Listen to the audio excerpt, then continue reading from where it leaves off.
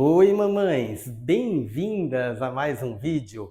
Hoje vamos falar de um assunto que pode gerar algumas dúvidas, mas que tenho certeza que podemos descomplicar. Como evitar que o bebê desenvolva uma seletividade alimentar extrema? Se você já começou a introdução alimentar do seu filho, ou até mesmo se está prestes a começar, é natural que você se preocupe com uma questão como essa. Afinal, será nesse momento em que seu filho começará a desenvolver os hábitos alimentares que pode levar para o resto da vida. E eu estou aqui para te ajudar com isso hoje.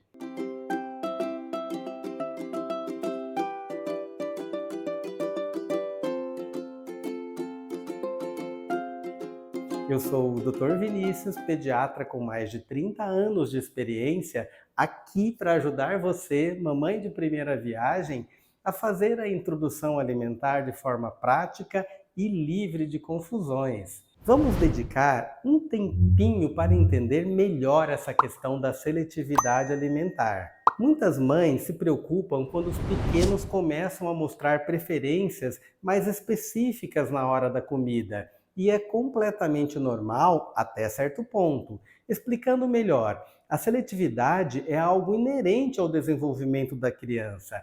Elas estão explorando sabores, texturas e construindo suas preferências, o que faz parte do processo de crescimento. Até aqui não há motivo para pânico. No entanto, o que queremos evitar é a seletividade extrema. Mas o que seria isso? Bem, podemos considerar a seletividade extrema quando a criança limita drasticamente a sua alimentação, rejeitando uma variedade significativa de alimentos. É quando aquele momento de experimentar coisas novas se torna uma verdadeira batalha. O importante é compreender que, até certo ponto, a seletividade é normal, mas quando ela se torna extrema, precisamos intervir para garantir uma dieta equilibrada e saudável para nossos pequenos. Já vi casos em que a alimentação da criança era basicamente miojo, nuggets de frango e pão de queijo. Não aceitava legumes, arroz, feijão e raramente comia carne. Mas pães, biscoitos, bolachas, salgadinhos, doces, sorvetes, isso sim ela aceitava muito bem. E vamos ressaltar que aqui estamos falando de crianças neurotípicas, ou seja, crianças sem diagnósticos de síndrome genética, autismo ou paralisia cerebral, pois nesses casos é bastante comum a seletividade alimentar. Agora, vamos falar sobre as consequências da seletividade alimentar extrema. Quando a criança limita sua alimentação a um número muito restrito de alimentos, isso pode levar a algumas preocupações nutricionais. Em primeiro lugar, existe o risco de deficiências nutricionais. Se a criança está recusando uma variedade de alimentos, ela pode não estar recebendo todos os nutrientes essenciais para um desenvolvimento saudável. Isso pode afetar o crescimento, a saúde óssea, o sistema imunológico e outros aspectos importantes. Além disso, a seletividade extrema pode criar uma relação negativa com a comida. A criança pode associar a alimentação a experiências negativas, o que pode impactar seu comportamento alimentar no futuro. Pode interferir no comportamento social, visto que em determinadas situações, como viagens ou idas ao restaurante, se tornam problemáticas, pois a criança fica sem opção de alimentação, causando estresse na família toda. É por isso que é crucial intervir quando percebemos sinais de seletividade extrema. No próximo bloco, discutiremos estratégias práticas para lidar com essa situação e garantir que nossos pequenos estejam recebendo a nutrição adequada para crescerem felizes e saudáveis. Para evitar que o bebê se torne seletivo, há algumas coisas que você pode fazer durante a etapa de introdução alimentar. E eu quero falar um pouco sobre cada uma delas. Variedade de alimentos. Esse aspecto é de extrema importância, pois ele ajudará a prevenir a seletividade alimentar, preparando o cérebro do bebê e da criança e desenvolvendo um paladar curioso e tolerante aos mais diversos cheiros, texturas, sabores e consistências. Tenha paciência. Esse é outro aspecto muito importante na prevenção da seletividade alimentar, pois pequenos traumas podem originar uma aversão à comida, E a postura do cuidador, principalmente da mãe, é fundamental. Sabemos o quanto mexe com a mãe o fato da criança recusar uma comida ou não comer todo o prato que a mamãe preparou, o famoso raspar o prato. A mãe vai ficando cada vez mais ansiosa, principalmente no início da introdução alimentar, quando a expectativa dela é que a criança irá comer de tudo super bem. Às vezes demora 2 ou 3 meses para que o bebê realmente coma uma quantidade boa de comida. E durante esse tempo, a mãe tem que conviver com a pouca aceitação da comidinha. Acha que é uma péssima cozinheira, que o bebê irá desnutrir, que jamais comerá bem. E dependendo do nível de estresse que atingir, poderá em determinada situação forçar a entrada da papinha na boca do bebê, causando dor, desconforto, podendo fazer com que o bebê associe comida com dor. Só que na introdução alimentar é totalmente normal que o bebê estranhe ou até recuse determinados alimentos ou coma muito pouco. Nessa fase, que vai geralmente dos 6 meses a 1 ano de idade, o leite materno ou a fórmula infantil ainda serão os principais alimentos. Portanto, deve-se ter muita paciência nessa fase. Quando o bebê recusa determinado alimento, deve-se aguardar um pouco e insistir mais tarde. Recomenda-se insistir um alimento até umas 10 vezes para termos certeza que a criança realmente não gosta dele e que ela tem todo o direito. Mas insistir e não forçar. Todos esses anos atendendo no consultório me fizeram entender quais são as maiores dificuldades, erros e acertos que as mães costumam cometer e que prejudicam a relação do bebê com a comida. Coisas que, inclusive, podem desencadear uma seletividade alimentar extrema. Hoje eu quero compartilhar com vocês 3 desses principais erros. O primeiro deles é bater a papinha, ou no liquidificador, ou no mixer, ou passando tudo na peneira, como se costumava fazer antigamente. Fazendo desse modo, todos os alimentos se misturam, perdendo a personalidade de cada um, virando uma gororoba com sabor indefinido ou com sabor do alimento predominante. Além de destruir as fibras, esse método faz com que a criança não tenha a experiência sensorial no tato, na língua e no próprio cérebro, não estimulando o paladar para os mais diversos sabores e texturas. Vamos lembrar que a consistência inicial da papinha é de banana amassada e os alimentos devem ser oferecidos juntos, mas não misturados. Nesse início, o bebê deve provar uma colher de arroz, de feijão, outra de cenoura, outra de carne e assim por diante. Evitando misturar tudo batido, conseguimos fazer com que esse cérebro aceite alimentos diferentes e isso ajudará sobremaneira na prevenção da seletividade alimentar. Um segundo erro é o excesso de expectativas na hora da introdução alimentar. Afinal, o bebê vem há 6 meses se alimentando de um alimento sempre com o mesmo sabor, cheiro, temperatura e consistência, que é o leite materno, ou quando o leite materno não é possível, a fórmula infantil.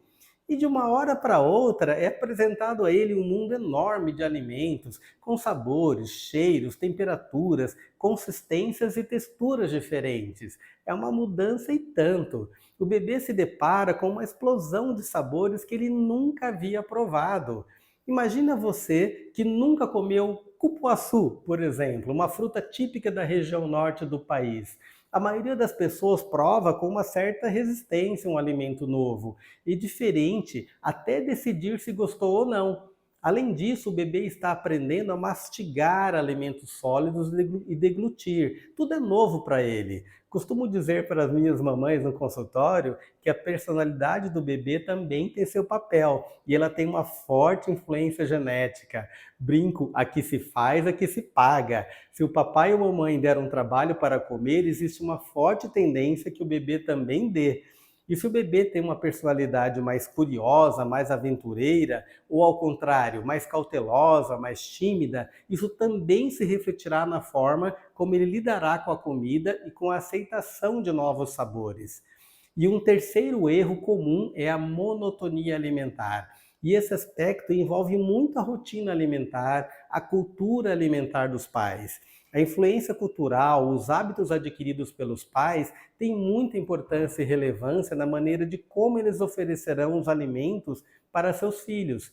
Precisamos sair da mesmice, do óbvio, Precisamos experimentar frutas diferentes daquelas que comemos mais frequentemente. Vamos experimentar pitaia, jaca, fruta do conde, amora, jabuticaba. Precisamos dar o exemplo, comer mais legumes e mais folhas. Não dá para querer que a criança coma alimentos saudáveis se os próprios pais não comem. Ao nos dedicarmos a realizar uma introdução alimentar cuidadosa, colhemos uma série de benefícios, especialmente no que diz respeito à prevenção da seletividade alimentar extrema. Essa abordagem deliberada não apenas impacta o presente, mas constrói alicerces sólidos para o futuro alimentar dos nossos pequenos. Olha só a lista de benefícios. Desenvolvimento de paladar amplo. Ao oferecermos uma gama variada de sabores e textura desde cedo, proporcionamos às crianças a oportunidade de explorar e aceitar diferentes alimentos. Essa diversificação do paladar é uma defesa natural contra a seletividade extrema, já que a familiaridade com diferentes gostos torna-se parte integrante das suas experiências alimentares. Nutrição integral para o crescimento. Uma introdução alimentar bem planejada assegura que os pequenos recebam os nutrientes necessários para um desenvolvimento saudável. Ao evitarmos a seletividade extrema, estamos contribuindo para que esses nutrientes essenciais sejam parte integrante da sua dieta diária, reduzindo assim o risco de deficiências nutricionais associadas a padrões alimentares restritos. Relação positiva com a comida. A forma como introduzimos os alimentos molda a relação emocional das crianças com a comida. Ao tornarmos esse processo uma experiência positiva e inclusiva, diminuímos a probabilidade de associarem a alimentação a situações negativas. Isto, por sua vez, contribui para a prevenção de comportamentos alimentares problemáticos, incluindo a seletividade extrema. Hábitos alimentares duradouros. Ao estabelecermos uma introdução alimentar baseada na diversidade e no equilíbrio, estamos, na verdade, construindo hábitos alimentares duradouros. Essa base sólida serve como um antídoto natural contra os padrões alimentares restritivos, contribuindo para escolhas alimentares mais variadas e conscientes ao longo da vida. Portanto, ao investirmos tempo e atenção na introdução alimentar, estamos não apenas nutrindo nossos bebês no presente, mas criando uma linha de defesa valiosa contra a seletividade alimentar extrema, promovendo uma relação positiva e duradoura com a comida. Agora, mamães, chegamos à parte mais especial do nosso encontro. Quero ouvir cada uma de vocês. Se tiverem dúvidas, experiências para compartilhar, ou se há algum tópico específico que desejam que eu aborde nos próximos vídeos, deixem tudo nos comentários abaixo. Estamos construindo uma comunidade aqui e suas palavras são fundamentais. Vamos juntos nessa jornada de aprendizado e troca. Chegamos ao fim do nosso papo sobre a introdução alimentar e como ela pode influenciar na prevenção da seletividade alimentar extrema. Espero que tenham encontrado dicas valiosas. Lembrem-se, mamães, cada bebê é único e não há uma fórmula única para a introdução alimentar. O importante é estar presente, observar, é claro, aproveitar cada momento desse processo. Se gostaram do nosso papo, não se esqueçam de se inscrever para não perder os próximos vídeos. Até a próxima, mamães!